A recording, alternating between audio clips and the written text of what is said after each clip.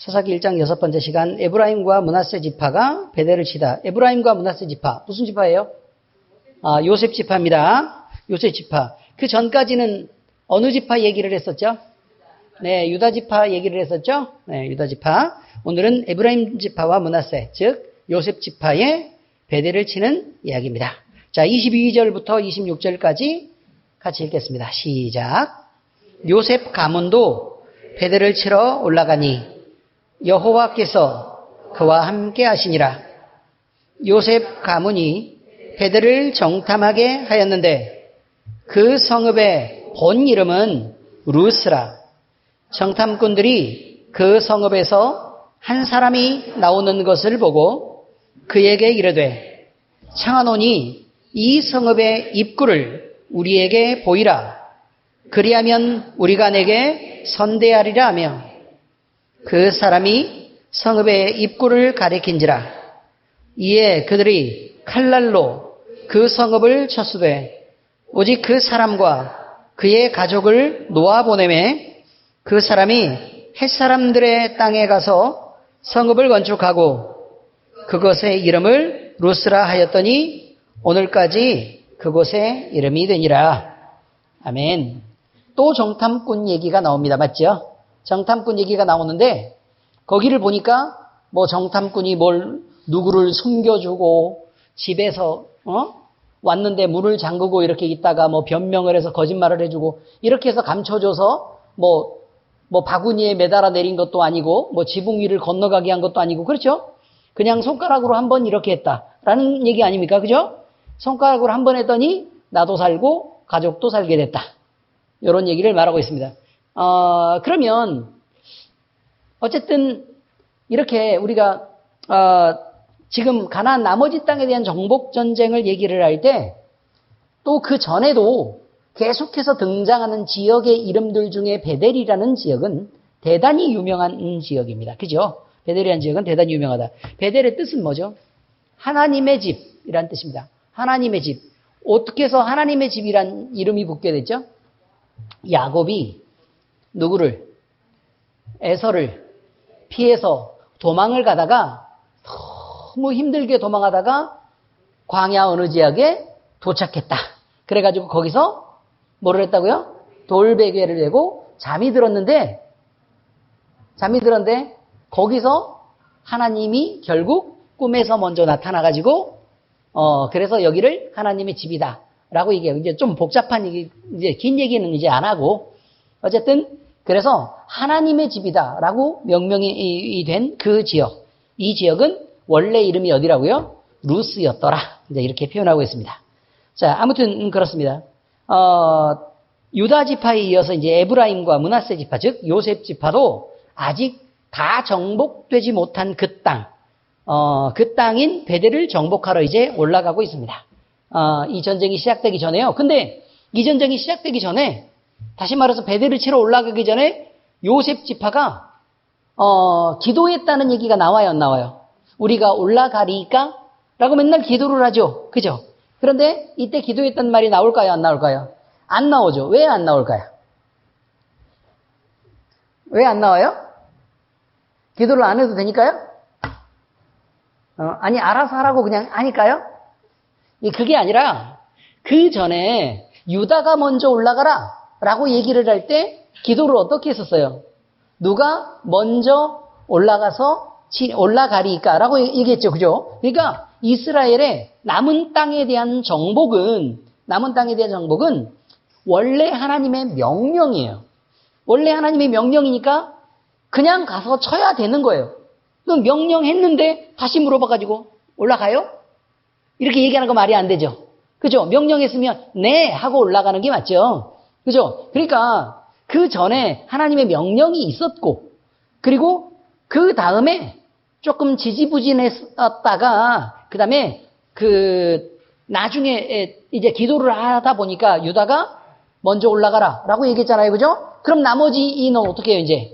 유다를 따라서 나머지 전쟁들을 다 치러야 되는 그런 명령들이 이미 떨어진 거나 다름이 없었기 때문에 그래서 이미 응답을 받은 일을 하고 있어서 그때마다 묻지 않는 것뿐이라 그 말이에요. 이해됐죠? 그러니까 기도하지 않는 것입니까? 그렇지 않습니다. 하나님의 명령을 따라 기도를 했고 그 기도에 대한 응답도 있었고 그래서 전쟁을 하러 올라간 거다. 이렇게 생각하는 것이 맞겠습니다. 여러분, 가나안 정복 전쟁의 의미가 뭐죠? 가나안 땅 그러면 뭐예요? 구원받은 사람의 사람이라고 지금 얘기를 하죠. 구원받은 사람 그리고 성전이라는 표현을 씁니다. 그러니까 가나안 전체가 하나님을 모셔야 되는 영적인 의미로는 하나님을 모셔야 되는 성전으로 이렇게 이해하잖아요. 그죠? 그러니까 가나안이라고 얘기하면 우리가 생각할 때는 우리 자신이라고 보는 거죠. 우리 자신. 근데 우리 자신에서 몸도 그렇고 영혼도 그렇고 몸과 영혼. 그럼 가나안 땅에 정복 전쟁이 있으면 여기에 가나안에 내 속에 어떤 부분들이 사실 존재하는데 그게 온전히 하나님의 것이 되지를 못하고 어느 부분은 내 욕심으로 채워져 있고 어느 부분은 내 고집으로 채워져 있고 어느 부분은 내 어둠으로 채워져 있고 어느 부분은 내 상처로 채워져 있고 어느 부분은 내 못된 습관들로 채워져 있고 어느 부분은 내 이기심으로 채워져 있는 그런 부분들이 얼마든지 있다는 것입니다. 자, 그런데 예수님을 믿고 나서 우리의 영혼이 하나님 앞에 다 드려졌다고 하는데도 불구하고 우리 안에는 여전히 육신을 입고 있는 죄의 습관들이나 아니면 나쁜 여러 가지 상처와 쓴뿌리들이 남아있게 되더라. 라고 이해를 하는 것입니다. 그런데 이것에서요, 이걸 볼 때 하나님 앞에 우리는 이 문제를 놓고 기도를 한다는 거예요. 하나님 도대체 나는 왜 이 모양 이 꼴입니까? 그래서 나는 이제 변화돼서 온전히 내 몸을 하나님이 기뻐하시는 모습으로 드리고 싶고 그리고 내 안에 하나님이 계실 때 그 어떤 나쁜 습관이나 아니면 죄된 것도 남겨놓고 싶지 않습니다라고 우리는 얼마든지 기도할 수 있다고 얘기하는 것입니다. 자, 그때 하나님은 뭐라고 명령하시죠?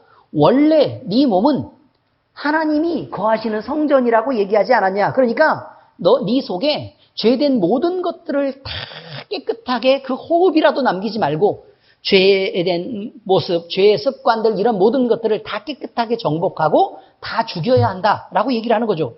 그럼 죽을 때는 어떻게 죽어야 되냐면 예수님이 십자가에 죽으시는 것처럼 죽어야 된다 그 말이에요. 다시 말하면 중간에 가사 상태에 빠졌다가 온전히 좀 덜 죽고 이렇게 있다가 그래서 내려놨는데 한 3일 잠자고 나더니 갑자기 정신을 번쩍 들어가지고 깨봤더니 무덤이라 밀고 나왔다. 이렇게 주장하는 사람들이 있다는 거예요. 그렇게 주장하는 사람들이 있다. 그런데 로마 병정들이 그때 어떻게 했어요? 이미 십자가에 못 박았고, 그지요? 그러니까 완전히 다 죽었죠. 완전히 죽었다는 거예요. 완전히 죽었을 때 그를 내려보니까 이제 나머지를 그 다리를 꺾을 필요도 없더라 이거였죠.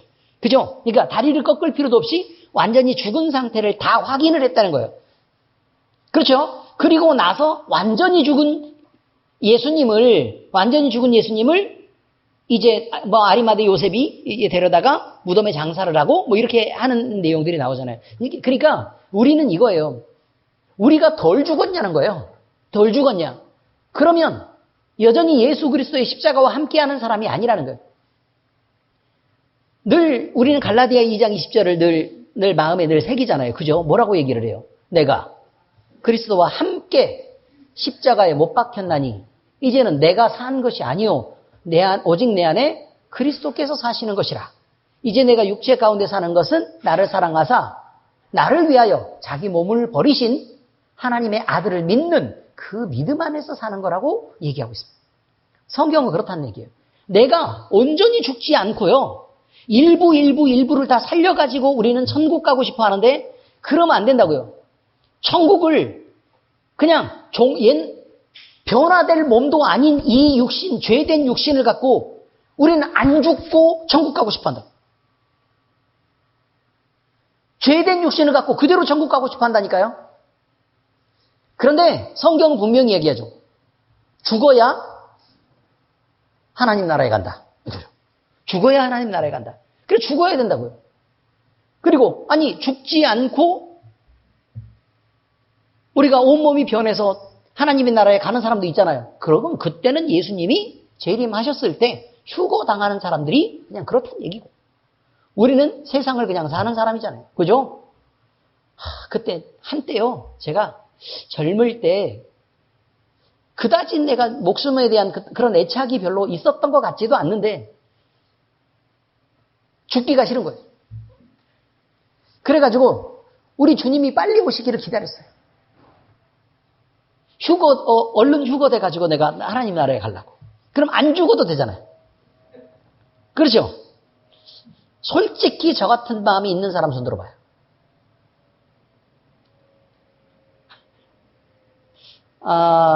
기본적으로 권사님들의 한 50% 이상은 자, 이렇단 얘기예요. 목사도 그랬는데 권사님들이야 뭐. 자, 아무튼 그런 거죠. 근데 문제는 뭐냐면 이 세상에 살 때 내 속에 있는 것들을 하나씩 둘씩 이렇게 죽여가는 작업들을 우리는 실제로 해야 된다는 것을 얘기하고 있습니다. 여호수아에서도 계속 그렇게 얘기했고 지금 사사기 초반에서도 계속 그 얘기를 하고 있는 거예요. 왜 안 하고 있냐는 거예요. 왜 안 하고 있냐. 너희는 왜 안 하고 있냐 그 말이에요. 권사님 왜 안 하고 있냐 그 말이죠. 그 뒤에 집사님은 왜 안 하고 있냐는 거죠. 왜 안 하고 있냐고요. 그러면서 여호수아를 읽을 때도 그렇고 그 다음에 사사기를 읽을 때도 그렇고 남 얘기인 것처럼 이렇게 공부를 되게 열심히 하고 막 은혜 받은 것처럼 그렇게 얘기하는데 왜 안 하고 계시냐고. 그냥 그 얘기였습니다. 아무튼 그냥 그렇습니다. 자, 그런데 우리는 이렇게 말한단 말이에요. 맨날 하나님 앞에 지금 이 얘기가 되게 중요한 얘기예요. 지금 오늘 설교 중에 제일 중요한 얘기 이거예요. 맨날 하나님 앞에 자, 내 속에 쓴뿌리를 발견을 하는 거예요. 그러면 그 발견한 내용을 갖고 하나님 앞에 그러면 하나님 내가 이 쓴뿌리를 위해서 금식을 할까요? 아니면 뭘 작정 기도를 좀 할까요? 이래가지고 하나님 앞에 무슨 결단을 해서 그럼 목사님한테 기왕 금식 받을 거 목사님한테 한 3일 금식 제가 이거 생각을 하고 있는데 목사님한테 3일 금식 기도 좀 선포해달라고 그렇게 머리에 서놓고 기도 좀 해달라 그럴까요? 있어요 우리 교회에 그런 사람이. 그런데 지금 성경에서 얘기하는 건 이미 명령이 떨어졌고 그 전에 하나님이 말씀하신 거 아니냐는 거예요. 그럼 어떻게 하면 돼요? 미워하지 말라 그러면 미워하지 말면 된다고요. 그렇지 않습니까? 그죠? 그 다음에 쓴 뿌리를 제거하라 그러면 제거하면 돼요. 오늘부터 안 하면 돼. 미워하지 말라 그러면 안 하시면 된다고요. 왜? 미워하면서 내가 내 마음이 이렇게까지 미워하면서 아픈데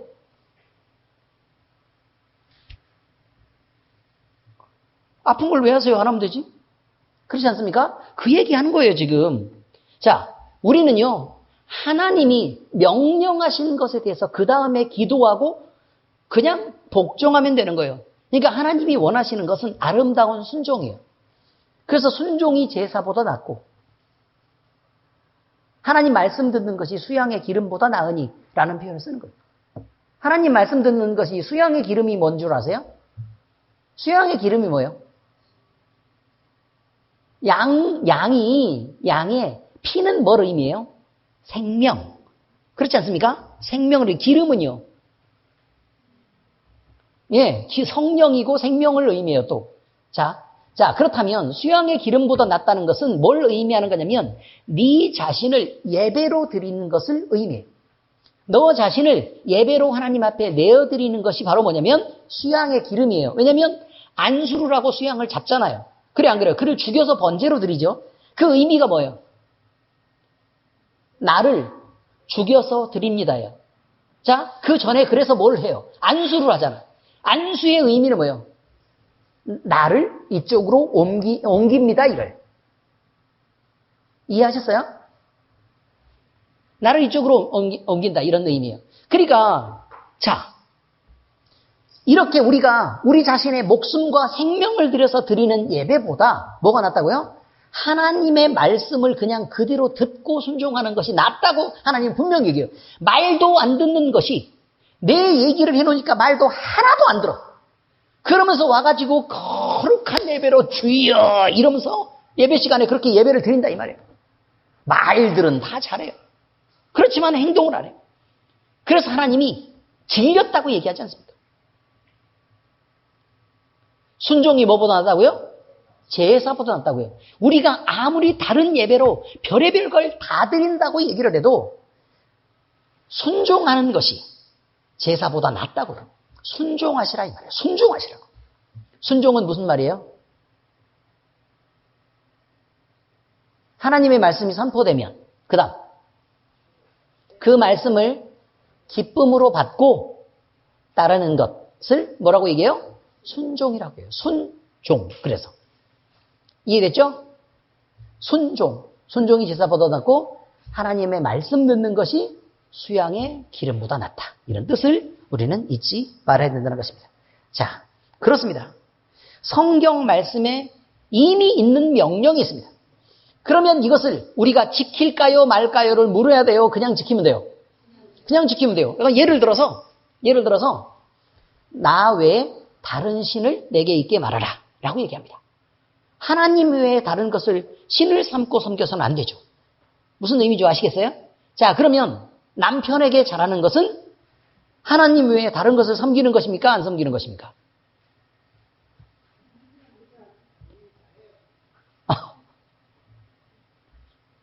예?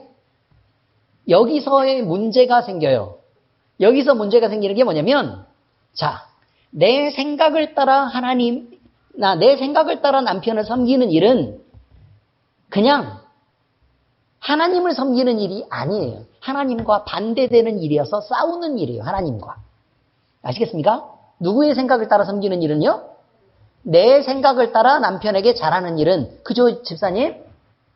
그렇지 않습니까? 그런데 하나님의 말씀에 남편을 이렇게 사랑하고 섬기라고 얘기했으니까 그 말씀을 들어서 섬기는 것은 하나님의 말씀을 듣는 것이어서 하나님과 같은 편에 속하는 거예요. 하나님과 싸우는 게 아니라 하나님과 같은 편에 속하는 거라고요. 이해되셨어요?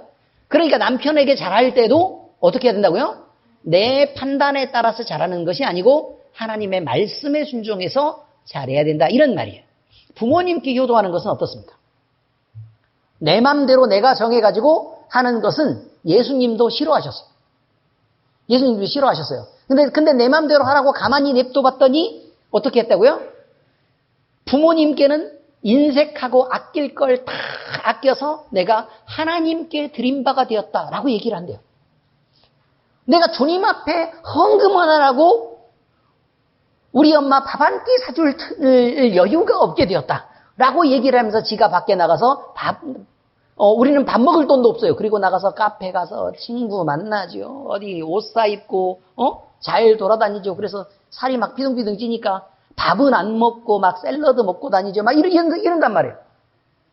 랍스타 먹고 그러면서 공깃밥 나오면 살찌니까 안 돼요. 그래서 나는 밥은 안 먹고 밥 먹을 돈도 없어서 랍스타나 고기나 이런 거 먹고 그냥 이런 거나 겨우 주워 먹고 그냥 옷이나 사고 그냥 커피나 마셨지. 그래서 엄마 밥 사줄 돈은 없어요. 이렇게 얘기한단 말이에요. 제가 이거 과장되게 얘기하는 것 같습니까? 그렇지 않습니다, 여러분. 그렇지 않습니다. 되게 인색하게 구는 사람이 많아요. 예수님 믿고도요, 되게 인색하게 구는 사람이 많아요. 예, 그러지 마세요. 따뜻하게 하세요. 따뜻하게. 아시겠죠? 뭘 알아요? 뭐라고요? 엄마한테 잘하라고요. 엄마 어디 계세요? 안산? 네, 잘하세요. 네, 그렇습니다. 이렇습니다. 여러분, 그래서 우리는 하나님이 명령하신 것들을 따라서, 하나님이 명령하시는 것을 따라서 행할 때는요, 기도하지 않아도 된다는 것입니다. 의미를 아시겠죠? 그런데 그대로 따라야 돼요. 내 맘대로 따르는 것은 안 되는 거라고 지금 말씀드리고 있는 거예요. 자, 다시 얘기할게요. 이제 정리해서 얘기할게요. 성경 말씀에 기록된 내용이 있어요. 그럼 그 내용대로 우리는 지켜야 돼요. 의미를 아시겠죠? 그런데 기도하고 지킬 필요가 없이 그 명령에 순종하면 되는 거라 이런 말이에요. 그런데 그 순종을 할 때도 내 맘대로 해석해서 하지 말고 성경 말씀의 의미를 잘 생각해서 따라야 한다라는 것을 얘기하고 있는 것입니다. 자, 그리고요. 또 무슨 얘기가 있냐면요. 이것과 마찬가지로 자기의 이익을 위해서 하나님을 섬기는 일에 대해 우리는 하나님을 섬기는데 저는 하나님 섬겨요 라고 얘기했죠. 그런데 예수님이 바리새인들을 왜 그렇게까지 싫어했을까요? 미워하지 말라면서요, 우리한테는. 그랬어요, 안 그랬어요, 예수님이? 그렇죠? 자, 우리한테 예수님이 미워하지 말라고 얘기했어요, 안 했어요? 얘기하셨죠? 그러고 자기는 왜 이렇게 바리새인들한테 왜 그런 식으로 했대요?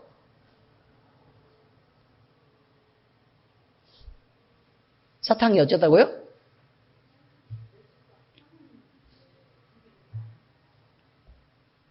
네.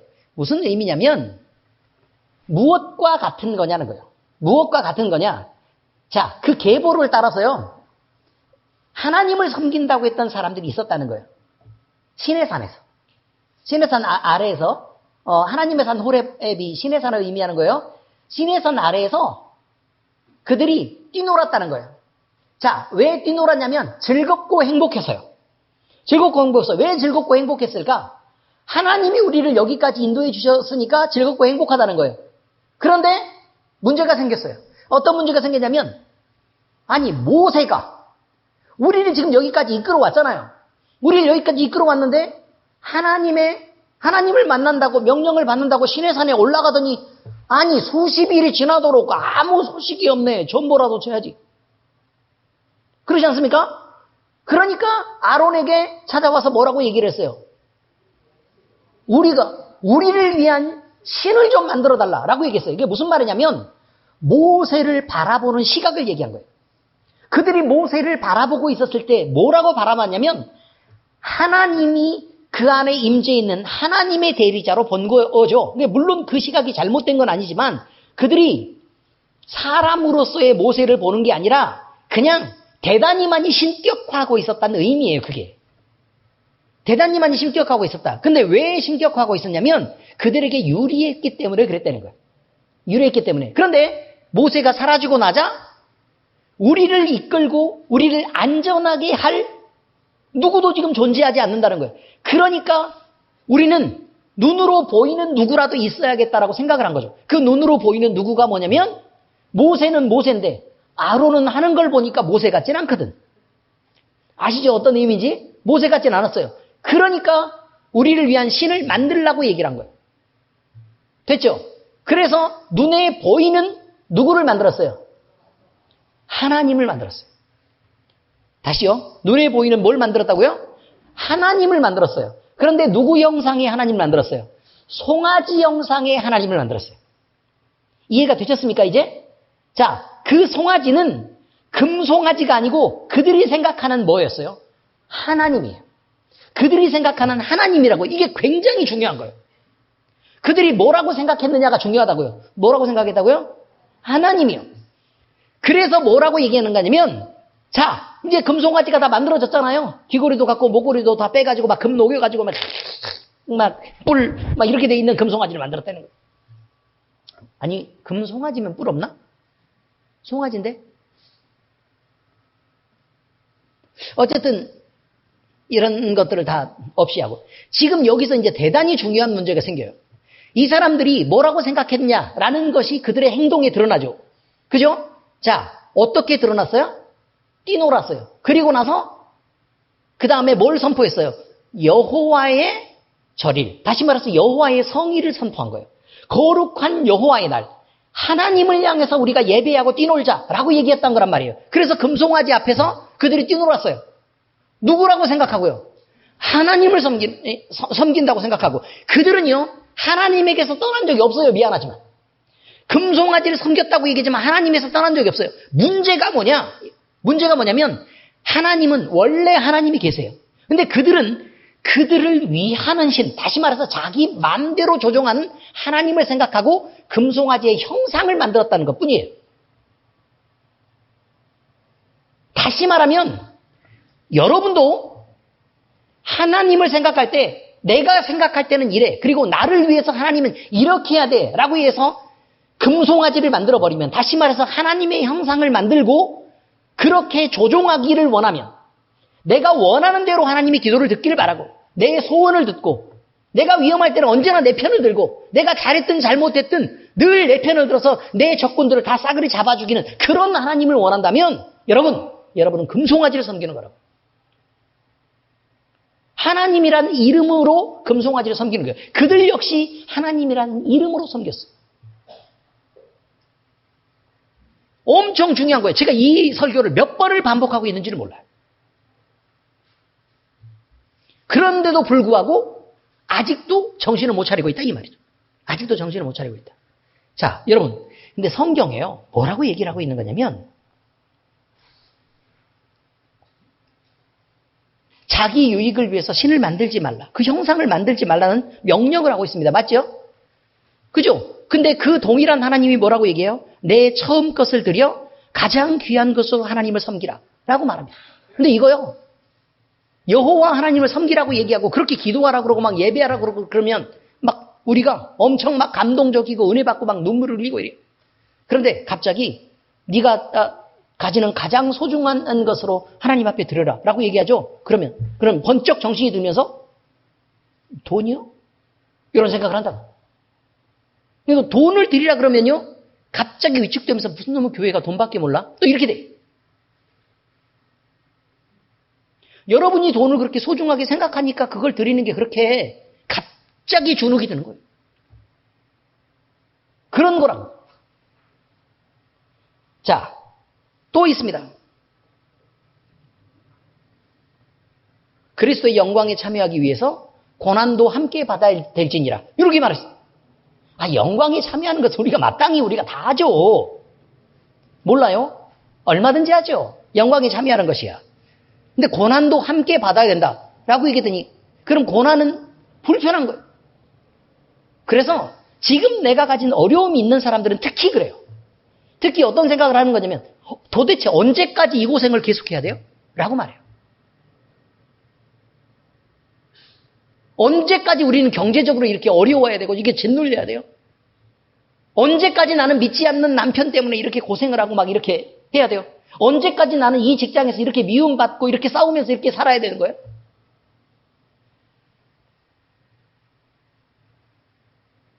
언제까지 교회에서 나는 이렇게 부딪히면서 자꾸 교인들이 마음에도 안 드는데 언제까지 이렇게 살아야 돼요? 여러분, 그의 영광에 참여하기 위해서 고난도 함께 받아야 될지니라 라고 성경은 얘기하고 있습니다. 여러분이 신앙으로 바르다면 나 외에 다른 신을 내게 잊지 말라고 얘기하는 하나님의 말씀이나 아시겠어요? 그리고 순종이 제사보다 낫고 하나님의 말씀 듣는 것이 수양의 기름보다 낫다고 하시는 말씀이나 내 처음 것을 들여 가장 소중한 것으로 하나님을 섬기라는 말씀이나 내 이웃을 사랑하고 미워하지 말라고 하는 말씀이나 영광에 참여하기 위해서 고난도 함께 받아야 될 말씀이 뭐가 다르냐 이 말이에요. 같은 하나님에 비해서 나오는 말씀인데 그 얘기였습니다. 성경에 주어진 말씀이 뻔히 있는데도 불구하고 우리는 그것에 불편하면 다시 말해서 내가 하기가 싫으면 그것을 자꾸 다시 기도 한번 해보고 제가 금식 한번 해보고 제가 이렇게 계속 핑계를 대면서 안 하려고 그러는 거란 말이에요. 그게 문제예요.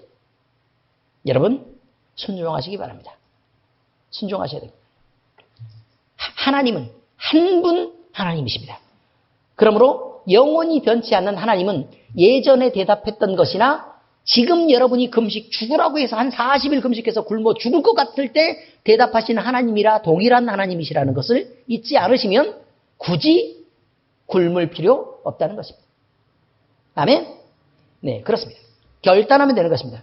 자, 우리는 이 전쟁이요. 어떻게 승리로 이끌어지게 되었습니다. 또한 멸망 중에서 선대를 받게 된 한 사람이 있게 되는데 이 사람은 어떤 의미인지 또 한번 살펴볼 필요가 있습니다. 여러분, 요셉 자손이 승리한 원인을 보면요. 분명히 하나님이 그들과 함께 하셨기 때문에 승리한 것입니다. 자, 하나님이 함께 하신다는 뜻이 그 의미가 뭐냐면 하나님의 뜻, 다시 말해서 하나님의 계획과 모든 섭리들과 이들이 한 전쟁이 그 뜻 안에서 이루어졌다는 뜻입니다. 아시겠어요? 그리고 또 하나님의 마음이 지금 전쟁해라 라고 얘기하는 그때의 그 시기와도 맞았다는 것입니다. 예를 들어 뜻이 일치하지 않아요. 그럼 하나님은 함께 하시지 않겠죠. 그 다음에 하나님의 때가 아니에요. 그래도요, 하나님은 그때 함께하지 않죠.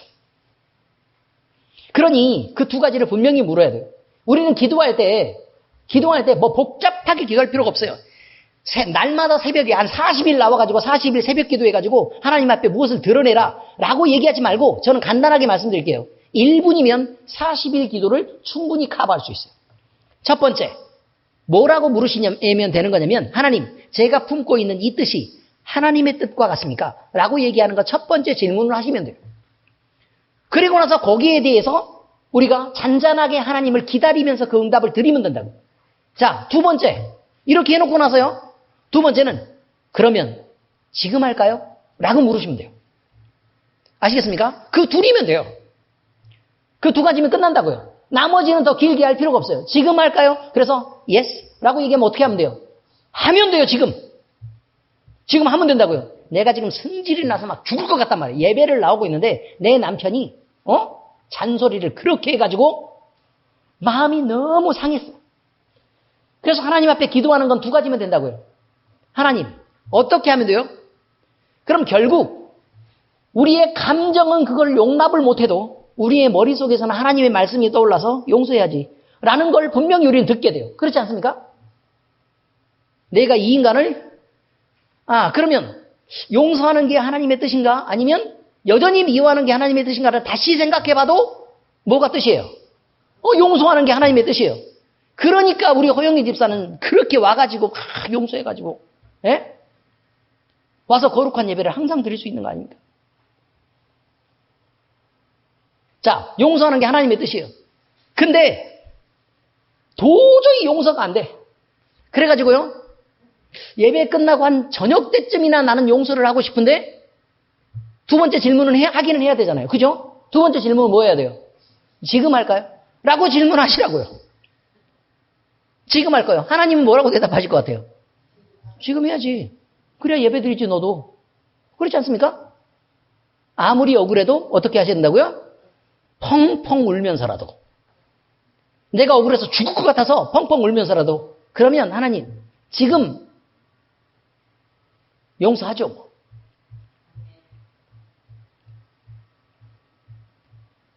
그러면 되는 거예요. 그 억울함을 감수하는 거예요. 그것을 뭐라고 얘기하냐면 그리스도의 영광에 참여하기 위해서 고난도 함께 받아야 될지니라. 이 말이 그 말이에요. 아시겠습니까? 자, 우리의 기도는 복잡한 게 아니라고 얘기했어요. 자, 1번. 두 가지를 기억해요. 두 개의 스텝이 있어요. 스텝이 있다고요. 먼저, 지금 할까요? 요거부터 안 돼요. 아시겠어요? 뭐부터 해야 된다고요? 내가 품고 있는 마음의 뜻, 이것이 하나님의 뜻입니까? 라고 물으시면 된다고. 하나님의 뜻입니까? 둘째는 뭐라고요? 지금 할까요? 이렇게 물으시면 여러분은 진짜 멋진 크리스찬이 될 수 있습니다.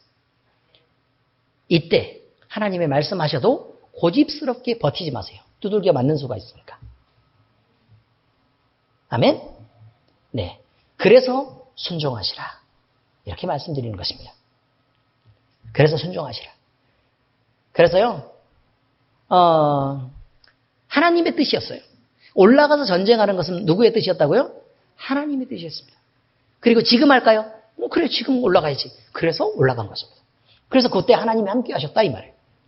그리고 올라가다 보니까 한 사람을 만나게 됐습니다. 성 앞에서. 근데 입구가 뭔지를, 도대체 입구가 어딘지를 모르겠어요. 감춰놨나 보죠. 그렇죠? 감춰놨나 보죠. 그런데 네가 왔다 갔다 하는 길이 어디냐라고 물은 거예요. 그러니까 여기서 볼 때는 아마 정문이 크게 있었을 거 아니에요. 그죠? 그 정문은 어떻게 되는 것 같아요, 지금? 막혀 있는 것처럼 보이죠? 예. 그리고 근데 이 사람이 나왔다는 건 뭔가 통로가 있다는 뜻이잖아요. 그죠? 그러니까 그 입구가 어디냐라고 물은 것처럼 보인다는 거예요. 물론 이건 정확한 말은 아니지만 대충 예상해 보면 그런 의미처럼 들린다는 거죠. 그때 뭐라고 물었어요? 입구가 어디냐? 살려줄게. 라고 얘기한 거죠.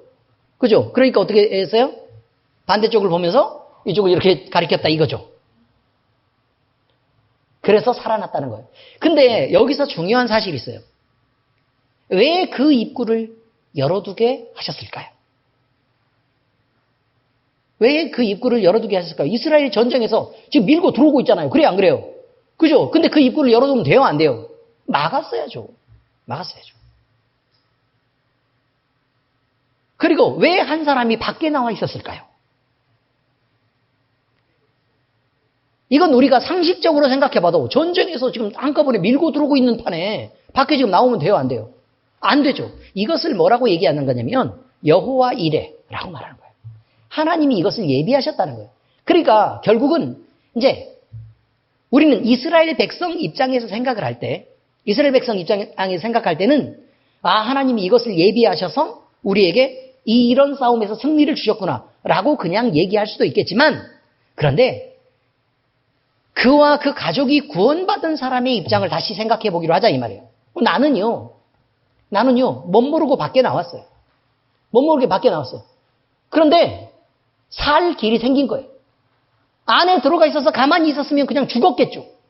그렇지 않습니까? 그런데 지금 요셉 지파가 지금 올라오는 그것을 만나게 하셨다 그 말이에요. 만나게 했어요. 그리고 나서 살 길을 찾았다는 거예요. 근데 여러분 생각해 보세요. 하나님이 함께 하시는 전쟁에 만약에 버텼으면 어떻게 됐을까요? 죽었겠죠. 버텼으면 죽었어요. 그럼 그 안에 있는 사람들은 살았을까요? 죽었겠죠. 결국 죽어요. 입구는 찾았을까요? 못 찾았을까요? 찾았겠죠. 가족들은요? 죽었겠죠. 상식적으로 생각해봐도 그렇지 않습니까? 그렇죠. 무슨 수로 버텨요, 그걸. 자, 그런데 여기서요, 우리가 이런 방식의 구원을 받았다는 걸 얘기하고 있는 거예요. 우리는 원래 유대인이에요, 아니에요? 유대인이 아니죠. 유대인이 아니죠. 그리고 우리가 생각할 때는 마치 기독교가 우리 안에 들어와서 전해지는 이런 전도되는 일들이 마치 서양의 종교가 우리에게 들어와서 우리를 지배하는 것처럼 보여질 수 있다는 거예요. 의미를 이해하시겠습니까? 기독교가 서양 종교예요? 지금 이스라엘이 어디 있어요? 아시아에 있어요? 유럽에 있어요? 아메리카에 있어요? 아프리카에 있어요? 아시아에 있어요, 여러분. 서양이 아니고 나름 동양이에요. 아시겠습니까? 자, 이스라엘 어디에 있다고요? 아시아의 서쪽 끄트머리에 있어요. 물론 우리와 반대이긴 하죠. 우리는 동쪽 끄트머리니까. 이해되셨어요? 우리는 너무 끝에 있어서 그냥 그런 것 뿐인데, 우리는 자 보세요. 불교를 믿는 사람들 많이 있잖아요. 불교는 어디서 시작됐어요? 인도에서 시작됐잖아요. 그래요, 안 그래요? 인도나 이스라엘이나. 비행기 타고 인도 가보신 분 계세요? 인도? 난 인도를 걸어본 적은 있어도 뭘 가본 적이 없어가지고.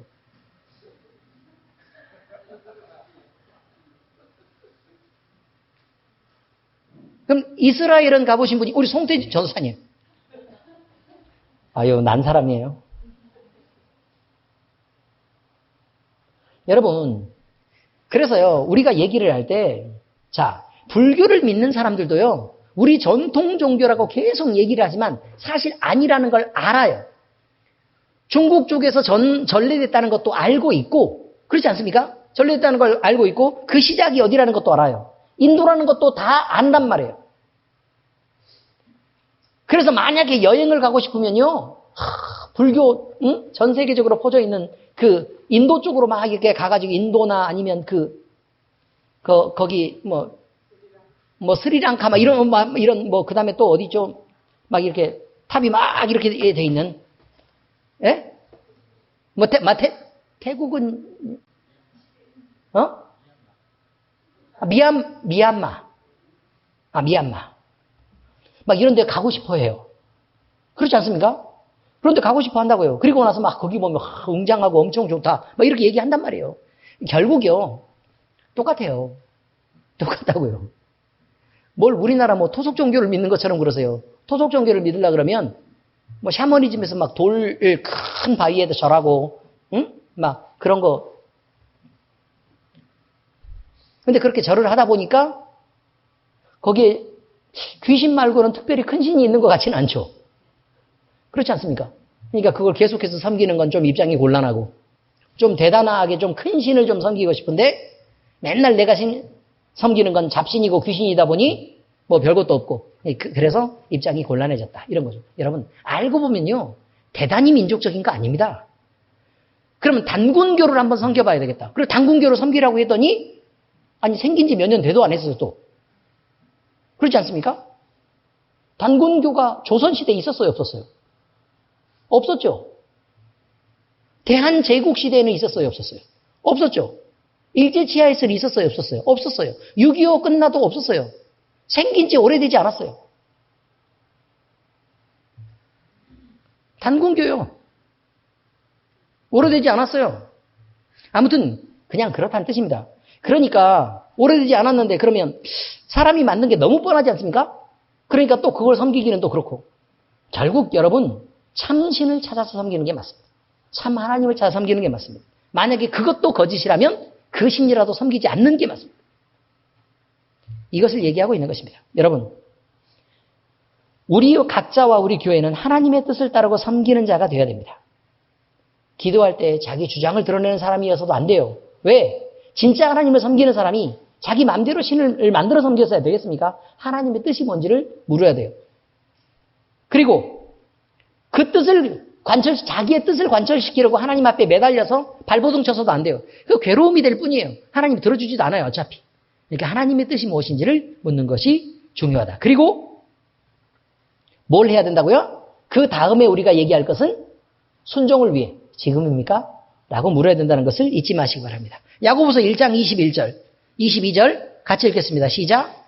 그러므로 모든 더러운 것과 넘치는 악을 내버리고 너희 영혼을 능히 구원할 바 마음에 심어진 말씀을 온유함으로 받으라. 너희는 말씀을 행하는 자가 되고 듣기만 하여 자신을 속이는 자가 되지 말라. 여러분 행하지 않으면 자기 자신을 속이는 사람이래요. 그러니까 그러지 마시기 바랍니다. 아시겠어요? 꼭 행할 것을 생각하셔야 된다고요. 하나님은 늘 우리와 함께 하시길 바랍니다. 그런데 우리가 하나님의 말씀에 순종하지 않고 자기 자신만을 위해서 하나님을 복종시키려고 하고 굴복시키려고 하는 우리에게 하나님이 오셔서 우리 안에 계시겠습니까? 그러니까 말도 안 되는 일입니다. 그러므로 하나님의 말씀에 순종하면서 믿음을 보이는 그들과 함께 하나님이 하신다라는 것을 우리는 잊으면 안 된다는 거예요. 마태복음 28장 18절 20절 같이 읽겠습니다. 시작. 예수께서 나와 말씀하여 이르시되 하늘과 땅의 모든 권세를 내게 주셨으니 그러므로 너희는 가서 모든 민족을 제자로 삼아 아버지와 아들과 성령의 이름으로 세례를 베풀고 내가 너희에게 분부한 모든 것을 가르쳐 지키게 하라. 볼지어다 내가 세상 끝날까지 너희와 항상 함께 있으리라 하시니라. 자, 결론은 뭐냐면 임마누엘이에요. 우리 예수님이 우리와 함께 계시겠대요. 그런데 어떻게 하면 함께 계시겠대요? 모든 민족을 제자 삼아서 아버지와 아들과 성령의 이름으로 세례를 베풀어라 라고 말하죠. 그죠? 그렇게 말합니다. 그리고 그 다음 단계는 뭐예요? 내가 너희의 분부한 모든 것을 가르쳐 그 다음에 지키게 하라. 그리고 뭐라고 돼 있어요? 볼지어다. 이 말이 무슨 말이냐면 자, 이렇게 말씀하시고 나서 확인하는 거예요. 자, 봐라. 내가 세상 끝날까지 너희와 항상 함께 있을 것이다. 이렇게 얘기하는 거죠. 그러니까 무슨 말이에요? 좋은 얘기로 하면 내가 너와 함께 있을게 라고 얘기했죠. 그런데 다른 의미로 해석하면요. 내가 그러는지 안 그러는지 함께 있으면서 잘 볼 거야 라는 말이기도 하다 이 말이에요. 여러분 이런 것입니다. 신앙이라는 것은요. 신앙이라는 것은 우리가 이렇게 하나님을 만나는 것입니다. 하나님을 우리 마음대로 조종하는 일이 아니라 이 말이에요. 그러면 살아있는 신을 섬기는 것이 아닙니다. 그래서 결국 이거죠. 우리가 하나님의 뜻대로 부르심을 받고 또 우리가 구원함을 입어서 하나님의 도우심 속에서 하나님의 백성이 점점 되어갑니다. 우리의 체질도 그렇고 우리의 성격도 그렇고 우리의 마음 씀씀이도 그렇고 우리의 행동도 점점 바뀌어가고 있는 것이 맞습니다. 예수 그리스도를 우리는 믿었고 또 지옥 형벌을 당하지 않아도 되는 그런 위치에 우리는 가게 되었습니다. 은혜로 하나님의 자녀가 된 것입니다. 그리고 베델의 그들처럼 우리뿐만 아니라 우리가 먼저 믿었다는 것은요. 한 사람이 먼저 믿은 것은 우리 식구들이 아무도 안 믿고 있다면 그들 중에 내가 시작점이 된 것입니다. 그래서 나를 통해서 우리 가족 모두가 구원받을 수 있도록 하나님은 은혜를 베푸신 것입니다. 자, 여러분, 온 가족이요. 이렇게 생각해봐요. 전체 가족이 다 있습니다. 가족이, 가족, 친척 다 이렇게 합해가지고요. 우리 식구들 모여보니까 34명인가? 친척은 아니고요. 우리 가족들 이렇게 모이니까 34명. 이남 7녀 장남. 그런 표정하지 마세요. 자, 이렇게 됐단 말이에요. 그런데 만약에 그 중에서 나 한 사람이 예수님을 믿고 구원을 받게 됐단 말이에요. 예수님을 믿고 구원을 받게 됐다. 이것이 가족을 배신하는 일이냐? 이 말이죠. 아니면 가족을 살리는 일이냐? 이걸 곰곰이 잘 생각해 보셔야 됩니다. 가족을 배신하는 일이냐? 가족을 살리는 일이냐? 그건 만약에 내가 먼저 믿었어요. 그럼 나는 구원을 받았어요. 자유함을 얻게 됐습니다. 근데 가족들이 뭐라고 생각할까? 라고 생각해서 가족들을 외면하고 그냥 방치하게 됐습니다. 그들이 원하는 좋은 길로 그냥 알아서 살아 라고 얘기했습니다. 그러면 하나님은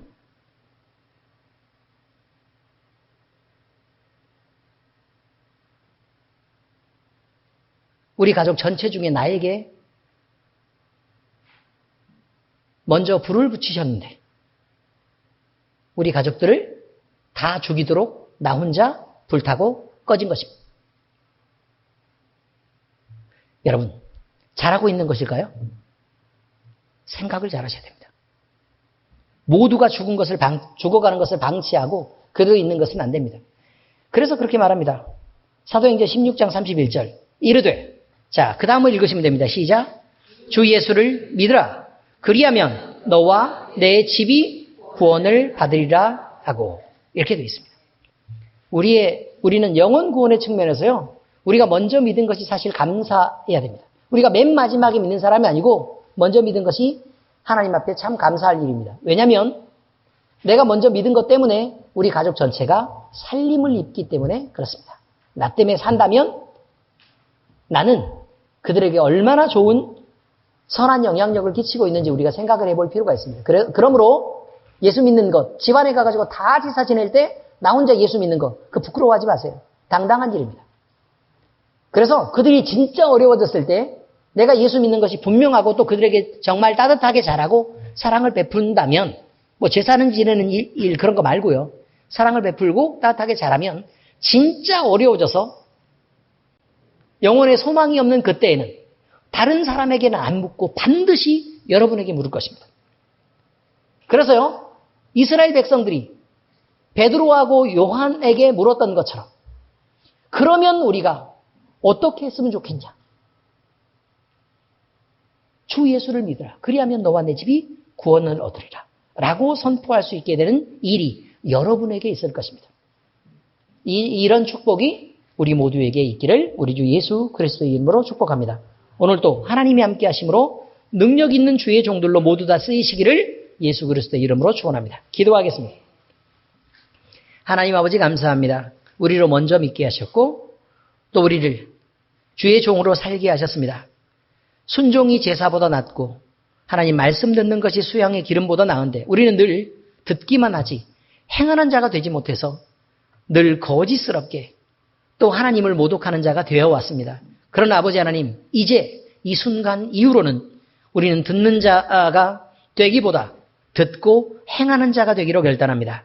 아버지 하나님 우리를 힘있게 하시고 많은 복잡한 싸움들을 마음에서 할 것이 아니라 그저 가볍게 결단하는 것을 행동에 옮김으로 우리가 변화된 것을 주님 앞에 나타나게 하시옵소서. 우리를 먼저 믿게 하시고 가족 모두 중에 첫사람이 되게 하심을 감사를 드립니다. 우리가 믿음의 첫사람이 되었사오니 아버지 하나님, 우리를 통해서 우리를 장자 삼으시고 우리를 통해서 모든 가족이 구원받게 하시옵소서. 살아계신 우리 주 예수 그리스도의 이름으로 감사하며 기도합니다. 아멘.